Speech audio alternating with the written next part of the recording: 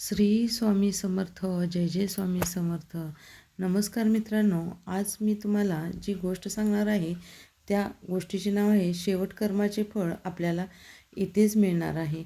आपले काय कर्म आहेत त्यापासून आपण वाचू शकतो. म्हणून म्हटले आहे, जसे वागाल तसेच आपल्याला कर्माचे फळ मिळते. तुम्ही या चॅनलवरती नवीन असाल तर बेल आयकॉनची घंटी दाबा, जेणेकरून जे आम्ही व्हिडिओ पाठवेन ते सर्वात आधी तुमच्यापर्यंत पोहोचतील. आणि या चॅनलला लाईक करा, शेअर करा, सबस्क्राईब करा. जर चाकूने हात कापला तर वेदना होणारच, ही गोष्ट निश्चित आहे. कारण चाकूचा स्वभाव हा कापण्याचा असतो. मग दुखापत झाल्यावर आपल्याला स्वभाव हा रडण्याचा असतो. आता तुम्हाला ते कसे समजवायचे हे महत्त्वाचे नाही, परंतु हे नियम आहेत आणि त्या नियमानुसार हे जग चालते. तुम्ही जे कर्म कराल तसेच फळ मिळणार आहे, अशी एक जुनी म्हण आहे. म्हणजे चांगले कर्म केले तर चांगले फळ मिळेल आणि वाईट कर्म केले असता वाईट फळ मिळेल. आपण सर्वांनी हे ऐकले आहे, परंतु आपण या गोष्टीवर आतूनच फारच कमी विश्वास ठेवतो. कारण आपल्याला असे वाटते की आपल्याला चांगल्या कर्माचे फळ मिळत नाही, किंवा हा आपला मनाचा भ्रम आहे. कारण आपण सत्य पाहू शकत नाही, वास्तव्य पाहू शकत नाही.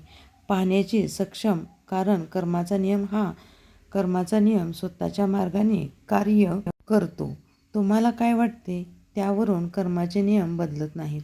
आज मी तुम्हाला जी कथा सांगणार आहे त्याच कथेमध्ये तुम्हाला कर्माचे संपूर्ण लेखाजोखा समजणार आहे. कर्म आपले जीवन कसे ठरवते, आणि ही कथा समजून घेतल्यावर तुम्हाला चांगले कर्म करून तुमच्या जीवनात कसे यशस्वी होऊ शकता हे सूत्रही तुम्हाला कळेल. या कथेत हरवण्याआधी या चॅनलवर तुम्ही नवीन असाल तर सबस्क्राईब करा. चला तर मग कथेला सुरुवात करूया. एका शहरात एक व्यापारी राहत होता. तो व्यापारी खूप श्रीमंत होता. शहरातील बड्या उद्योगपतींमध्ये त्यांचे नावलौकिक होते. त्या शहरातही त्यांची ओळख होती. मग एके दिवशी एक शुभ मुहूर्तावरती त्यांना मुलगा झाला. तेव्हा त्या मुलाच्या जन्मानंतर व्यापारी खुश झाला आणि त्यांनी मुलाचे नाव सोमनाथ ठेवले. पुढे आता त्यांचा मुलगा मोठा होऊ लागला. वडिलांच्या व्यवसायात हात पुढे घेऊ लागला. आपल्या मुलाला असे काम करताना पाहून वडील खूप आनंदी झाले. मग तेव्हा सोमनाथ काहीसा समजूतदार झाला. तेव्हा त्या व्यापाऱ्याने आपल्या मुलगा सोमनाथ यांचे एक सुंदर मुलीशी लग्न लावून दिले. सोमनाथालाही खूप आनंद झाला. सोमनाथ लग्नापर्यंत वडिलांसोबत व्यवसायात हातपुढे करत राहिला. पण नंतर अचानक सोमनाथामध्ये काही बदल होऊ लागला. त्यानंतर दिवसा तो त्याच्या मित्रासोबत फिरायला लागला. हळूहळू सोमनाथाला खूप वाईट सवय लागली आणि तो रोज मित्रासोबत जुगार खेळू लागला. सोमनाथ आता त्याच्या घरी राहत नव्हता. तसेच वडिलांच्या व्यवसायात कोणी मदत करणारा नव्हता. म्हातारपणामुळे वडिलांना व्यवसाय सांभाळता आला नाही आणि सोमनाथ हा व्यवसाय सांभाळण्यापासून दूर होऊ लागला. वडिलांनी कमवलेले पैसे तो जुगारात खर्च करत होता. व्यवसाय कुणी सांभाळणारे नाही या काळजीच्या अभावी हळूहळू त्यांच्या व्यवसायातही खूप नुकसान झाले. सोमनाथाच्या वडिलांनी सोमनाथाला खूप समजवलं की मी एवढा मोठा उद्योग करून कष्ट करून उभा केला आहे, त्यामुळे जुगार खेळू नकोस आणि जुगार खेळण्याची सवय मोडून दे. नाहीतर एक दिवस असा येईल की तुझ्याजवळ काहीच शिल्लक उरणार नाही, तुला कोणीही साथ देणार नाही. मग त्यावेळी तुला पश्चाताप करण्याची वेळ येईल. त्यामुळे वेळीच सावधान हो. पण सोमनाथाचे वडिलांचेही म्हणणे त्याने ऐकले नाही. त्यांचे बोलणे ऐकून तो त्यांना अनाठायी बनवत असे. असाच काळाबरोबर हळूहळू जात राहिला. त्यांचे वडील अजून म्हातारे झाले होते आणि त्यांना अचानक आजाराने घासले होते. वेळेच्या अभावी व्यावसायिकाचा मृत्यू झाला. वडिलांच्या मृत्यूनंतर सोमनाथाला अजिबात वाईट वाटले नाही. त्याच्या चेहऱ्याकडे बघून तो आनंदी नव्हता. असे वाटत होते की वडिलांच्या मृत्यूनंतर त्याला स्वातंत्र्य मिळाल्यासारखे वाटत होते. आता त्याचे कोणी ऐकणारे पण कोणी नव्हते. आता सोमनाथ पूर्वीपेक्षा जास्त जुगार खेळायला सुरुवात केली होती. सोमनाथाला जुगार खेळून खूप मोठा आनंद होत असे. माणूस व्हायचा नव्हता. पैसे जिंकून मोठा माणूस व्हायचे होते. त्यामुळे अब्रू जुगार मोठा सट्टा लावत असे. परंतु तो दिवसेंदिवस जुगार हरला होता. सोमनाथाच्या आईने त्याला मुलाला सोमनाथाला खूप समजावलं. तू खूप पैसे गमावले आहेस. आत्ता जे थोडे पैसे उरले आहेत ते लुटण्यात का व्यस्त आहेस? पण ते म्हणताना तेव्हा मनुष्याचा विनाश जवळ आला होता. तेव्हा विवेकाचा पहिला मृत्यू होतो आणि बुद्धी मरते. सोमनाथ आपल्या आईचे एका कानाने ऐकतो आणि दुसऱ्या कानाने बाहेर सोडतो. त्याला कशाचीच पर्वा नव्हती. सोमनाथ आता रात्रंदिवस जुगार खेळण्यात व्यस्त झाला होता. सोमनाथाकडे कुबेराचा असा कोणताही खजिना नव्हता की जो कधीच संपणार नाही. हळूहळू सोमनाथाचा सारा खजिना संपुष्टात येऊ लागला. मग एक दिवस जेव्हा सोमनाथाकडे काहीच शिल्लक नव्हते, त्यामुळे आपले सर्व पैसे जुगारात खर्च केले होते, त्याने सर्वस्व गमावले होते, तेव्हा सोमनाथाच्या आईला समजले की तिच्या मुलाने जुगारात सर्वच गमावले आहे. त्याचवेळी त्याची आई मरण पावली. त्याच्या आईला तीव्र झटका आला. त्यामुळे तिचे हृदय थांबले. पण सोमनाथाला अगदी आईच्या मृत्यूचासुद्धा पश्चाताप झाला नाही. त्याला कशाचीही पर्वा नव्हती. जणू त्याला काही भानच त्याने हरपले होते. त्यासाठी कोणी जगो वा मरो काही फरक पडत नसे. तो रात्रंदिवस जुगार खेळतच राहिला. नंतर तो रात्रंदिवस पैशाची फिकीर करत असे. सोमनाथ हा एक व्यावसायिकाचा मुलगा होता असल्यामुळे कर्ज घेणे कोणतेही त्याला अडचण आली नाही. पण सोमनाथाने ते पैसे देखील जुगारात उधळले. जुगार हा एक व्यसन आहे जे तुम्हाला जिंकण्याची आशा देते, पण तुम्ही कधीच जिंकत नाही. आत्ता सोमनाथावरती खूप कर्ज होते. 2 वेळेचे जेवण जेवायला सुद्धा त्याच्याकडे घराकडे लक्ष नसल्यामुळे पैसे येत नव्हते. आता सोमनाथाची अवस्था खूप वाईट झाली होती. आता त्याच्याकडे ना काय खायला पैसे शिल्लक राहिले होते, ना कोणाला द्यायला किंवा कपडे घ्यायला. तो पूर्णपणे निरागस होता. आता सोमनाथ पूर्णपणे कंगाल झाला होता. संपूर्ण शहरातील सर्वांना कळाले होते त्याच्याकडे काहीच नाही. सोमनाथ कोणाकडे मदत मागण्यासाठी गेला असता सर्वांनी त्याला नकार दिला. एक काळ असा होता की शहरातील बड्या उद्योगपतींमध्ये त्याचे कुटुंबाचे नाव होते. परंतु सोमनाथाच्या अशा घाणेरड्या सवयीमुळे त्याचे सर्वस्व गमावले होते. आता त्याला कोणीही मदत करायला तयार नव्हते.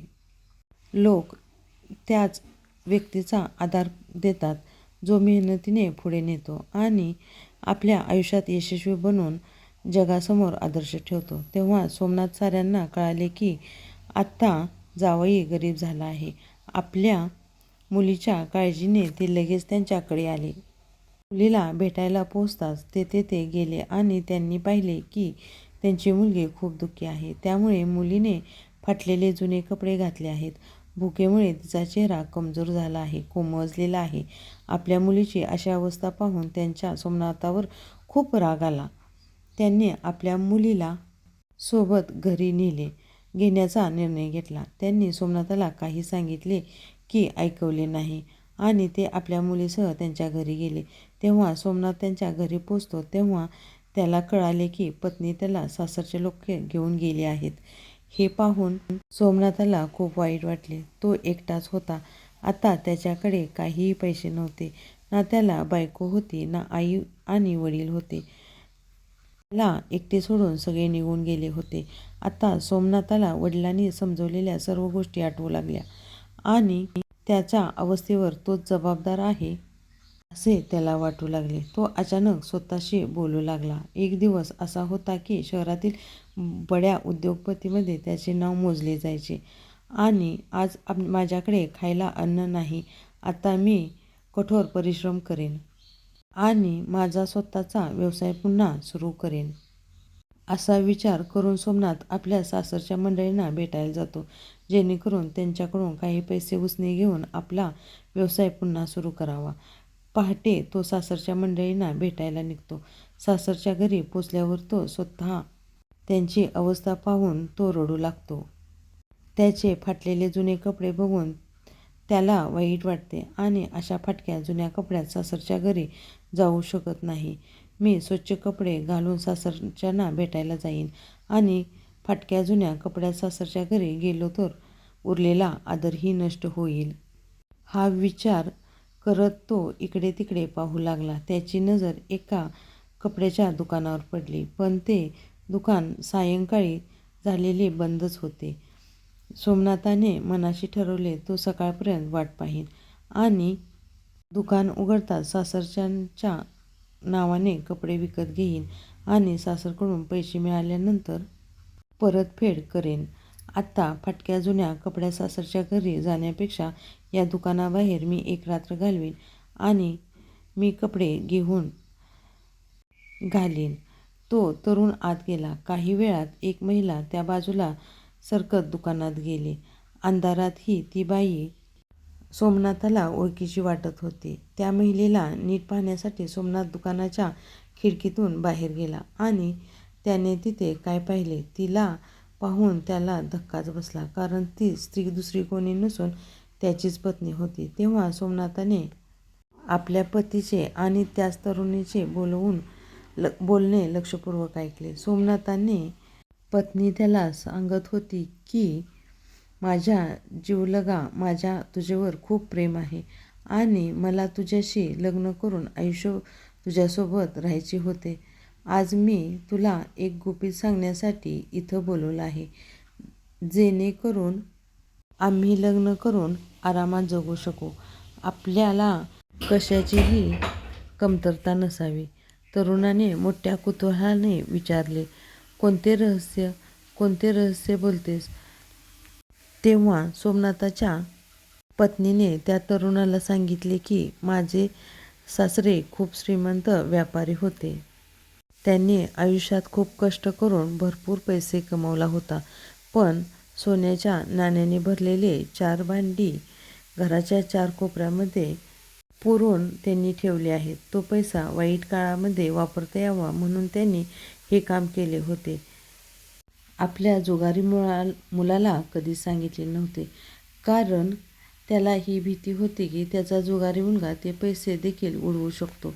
तेव्हा सोमनाथाच्या पत्नीने एक योजना सांगितली की तू लवकर माझ्या सासरी जा आणि माझ्या नवऱ्याकडून जे घर घे, तो तुम्हाला सहज घर देईल, कारण त्यानं आपला सर्व बचत जुगारामध्ये गमावली आहे.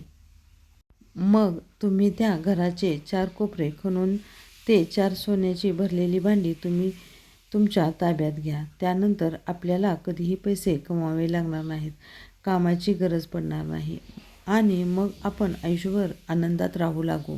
पत्नीच्या तोंडून या सर्व गोष्टी ऐकून सोमनाथाला खूप वाईट वाटले. तो विचार करू लागला की आज माझ्या वाईट सवयीमुळे माझी पत्नी माझी नसून ती दुसऱ्या पुरुषासोबत आहे, त्याला पाठिंबा देत आहे, त्याच्याशी लग्न करण्याचा विचार देखील केला, पण मी हे कधी होऊ देणार नाही. माझ्या वडिलांनी कमवलेली संपत्ती मी या माणसाच्या हातात कधी पडून देणार नाही. मी वाईट संगतीमध्ये पडलो हे मान्य. मला जुगाराचे व्यसन लागले होते, पण आता मला सगळे कळतंय. आता मी माझ्या वडिलांची संपत्ती अशी लुटू देणार नाही. हा सर्व विचार करून सोमनाथ ताबडतोब आपल्या शहराकडे निघतो. तो सकाळी त्याच्या घरी जातो. सकाळी पोचल्यावर तो वेळ न घालवता त्याच्या घराचे 4ही कोपरे खणण्यासाठी सुरुवात करतो. खोदल्यानंतर थोड्या वेळात त्याला 4ही बाजूला भांडी मिळतात. मग तो त्या 4 भांड्यामधील सोन्याची नाणी काढून ती भांडी कोळशाने भरून परत त्याच ठिकाणी ठेवतो. यानंतर सोमनाथ आपल्या पत्नीच्या प्रियकराची वाट पाहू लागतो. काही दिवसांनी त्याच्या पत्नीच्या प्रियकराकडे त्याच्याकडे त्यांच्या घरी येतो आणि म्हणतो की हे घर विकण्यासाठी उपलब्ध असल्याचे मला ऐकवले आहे. तुम्ही मला हे घर विकू शकता का? कारण मला या शहरात व्यवसाय करण्यासाठी सुरुवात करायचं आहे.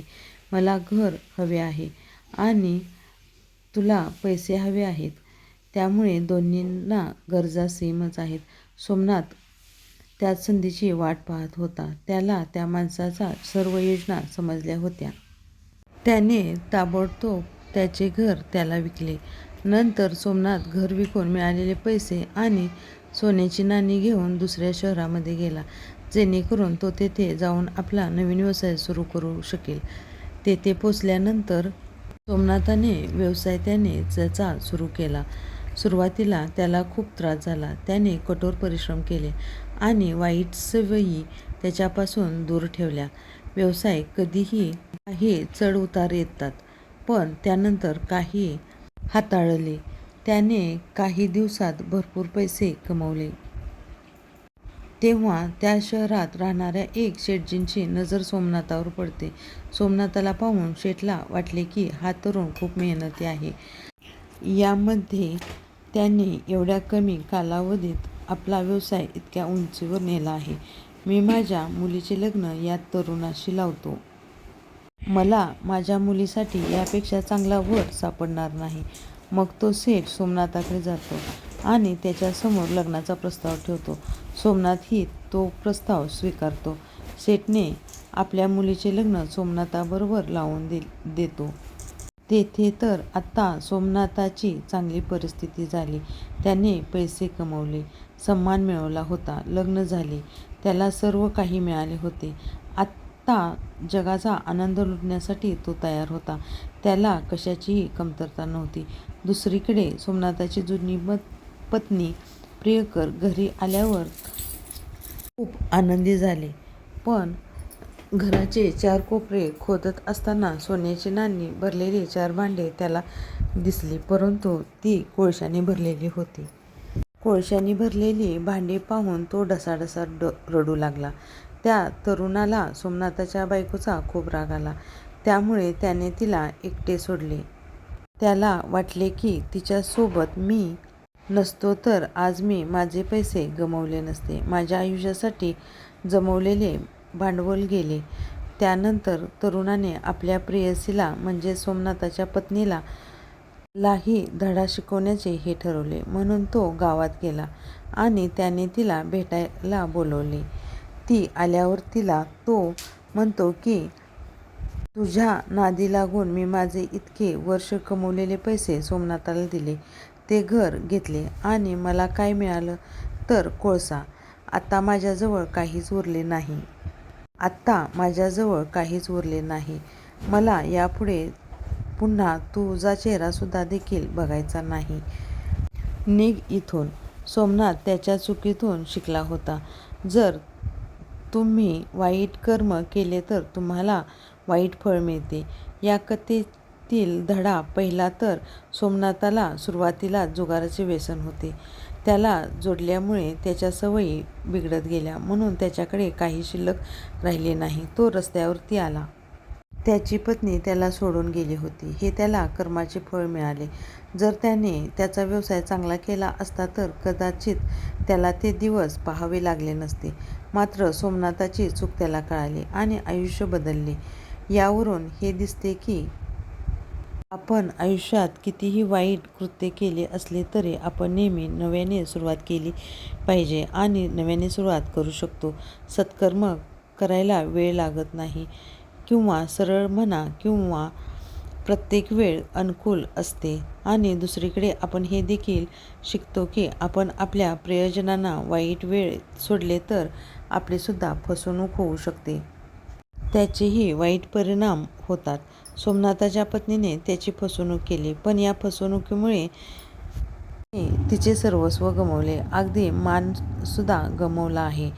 जर सोमनाथाची बायको फक्त त्याच्या वाईट व्यसनामुळे त्याच्यापासून दूर गेली असेल तर तेथेही तिने काही चुकीचे केले नाही, कारण ती स्वतः सोमनाथामुळे होते, परंतु तिच्या प्रियकरासोबत तिने पळून जाण्याचा कट रचला होता. हे मात्र चुकीचे होते. मित्रांनो, मग तुम्हाला ही कथा कशी वाटली कमेंटमध्ये नक्कीच सांगा. तुम्हाला ती आवडली असेल तर तुमच्या मित्रांना, प्रियजनांना तुम्ही शेअर करा. अशाच नवनवीन कथा ऐकण्यासाठी आमच्या चॅनेलला लाईक करा, शेअर करा, सबस्क्राईब करा आणि कमेंटमध्ये श्री स्वामी समर्थ लिहायला विसरू नका. ही संपूर्ण कथा ऐकल्यापासून मनापासून धन्यवाद.